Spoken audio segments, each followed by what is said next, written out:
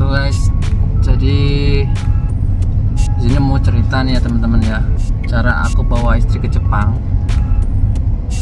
Jadi tahun 2022 akhir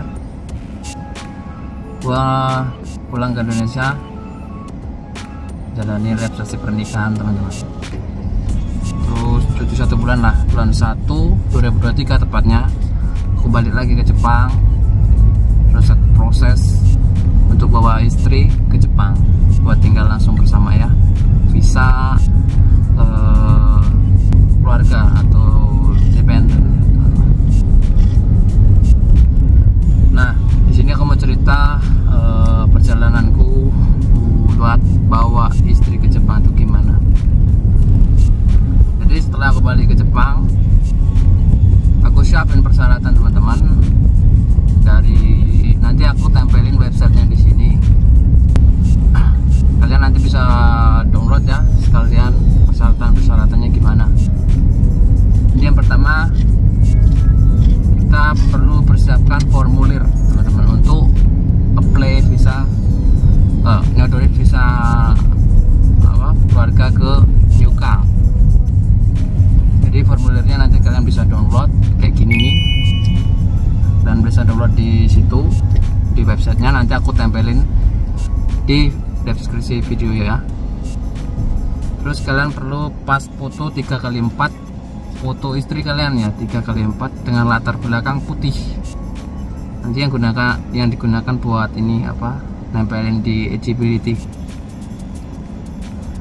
Terus habis itu kalian perlu fotokopi paspor istri sama fotokopi surat nikah, plus surat nikah atau buku nikah ya, plus sama ini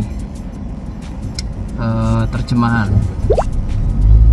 ya. Kalau buat suami ya sama aja ya, kalian mau bawa suami kalian ke sini ya sama aja kayak gitu.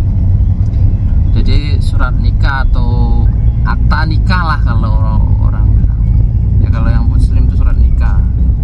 Nah itu kalian terjemahin aja bagian-bagian tertentu, yang inti-intinya aja lah, atas nama kalian menikah tanggal sekian-sekian gitu, kalian terjemahkan ke dalam bahasa Jepang. Buku nikah itu ya, surat nikah atau akta nikah itu kalian bisa terjemahkan pakai, nggak perlu diketik nggak apa-apa, kalian bisa terjemahkan pakai kertas A4 gitu, kalian tulis gitu pakai bahasa Jepang.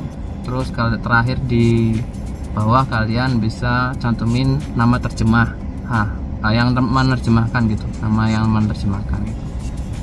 Ya kalau nama sendiri ya nama sendiri gitu, atau yang honin gitu yang menerjemahkan kamu sendiri gitu. Terus sama kalau ada surat keluarga atau KK ya, ini juga diterjemahkan ke dalam bahasa Indonesia, ke dalam bahasa Jepang. Sama aja kalian terjemahin hal-hal yang penting aja, nggak apa-apa, nggak perlu diketik, nggak apa-apa sebenarnya ya. Kalau pengen rapi ya kalian ketik teman-teman ya.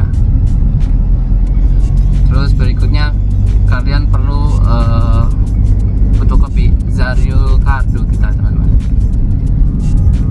ya, resident card kita, sama fotokopi paspor kita sendiri ya. Sampai situ kita perlu kontrak kerja gitu teman, kontrak kerja atau Gyoyoke Yakusho ya teman-teman, atau Rodojo Ken Suchisho yang kita bisa dapetin di tempat kerja lah, sama surat Zaisoku Shome ya, surat kerja Zaisoku Shome itu juga dapat dari kantor tempat kita kerja. Tasodorin aja kita minta Gyoyoke Yakusho sama Zaisoku Shome Sho.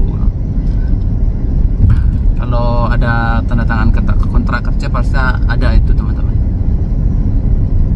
Terus berikutnya kita perlu surat keterangan pajak atau tanggungan gitu, kayak ya Kaze Shomesho sama Noze Shomesho. Nah surat pajak ini kita bisa dapatkan di Shiakusho teman-teman. Jadi kalian bisa minta di Shiakusho itu. Surat-surat ini kalau bisa ya teman-teman ya, 3 bulan terakhir lebih dari 3 bulan gitu, takutnya udah banyak yang berubah gitu kan.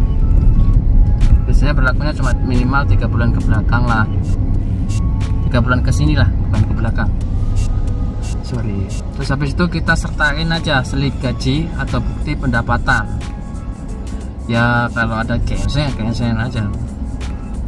Kalau ada Curio Mensa ya kita sertain Curio Mensa kita gitu. Slip gaji kalau ada 3 bulan lah atau 6 bulan, atau kalau ada 1 tahun itu perlu kasihin aja 1 tahun gitu, biar jelas, yakin lah pihaknya nanti kalau kita bisa menanggung gitu loh.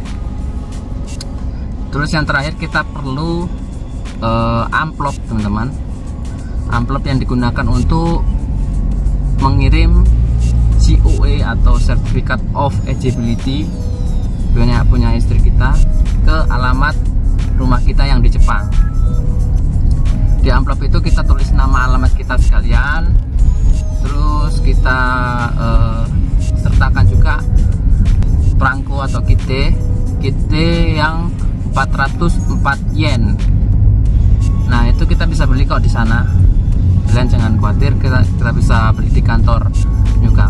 Nah kalau semuanya ini sudah lengkap, pastikan gak ada kesalahan, kita bawa langsung ke Nyukang, kita sodorin, bilang aja kita mau Kasoku Taizai Bizao Shinsei Shitai, bilang gitu aja. Kalau ya kita mau bilang aja mau daftarin visa independen ke istri kita.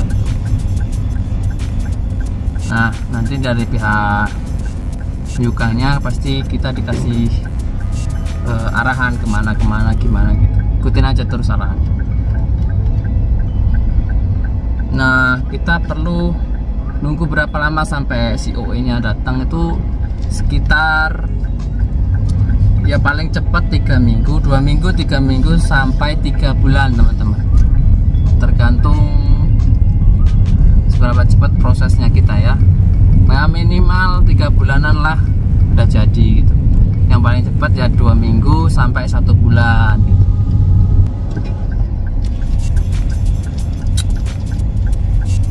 Kita kesupas soalnya teman-teman ya. Jadi kalau udah COE nya ini sampai rumah kita kirim ke Indonesia, ke negara kita. Kalau aku dulu pakai IMS, langsung aja ke kantor pos, kalian bilang mau ngirim ke Indonesia.